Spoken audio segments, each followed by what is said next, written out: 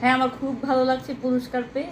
আমি আজকে যে নৃত্যটি করেছি সেটি 42 কেজি ও যে মানে গহনা পরে, অর্নামেন্টস পরে। আসলে এই অর্নামেন্টসগুলি সব আমি দেশের বাইরে থেকে কিনেছি, কিছু আমি নিজে তৈরি করেছি। এগুলো আসলে আপনি পাবেন না, লোকাল মার্কেটে পাবেন না। এগুলো অনেক অনেক অনেক দামি। 42 মানে আমি একটা ইতিহাস তৈরি করলাম। আমি বাংলাদেশের সুদর্শন পুরুষ, আমি ইতিহাস তৈরি করলাম। এই যে 42 কেজি ওজনের গহনা পরে আমি নৃত্য পরিচালনা করতে পারি, সবাই আমাকে আইডল ভাবে, তাই আমার অনেক বেশি ভালো লাগে।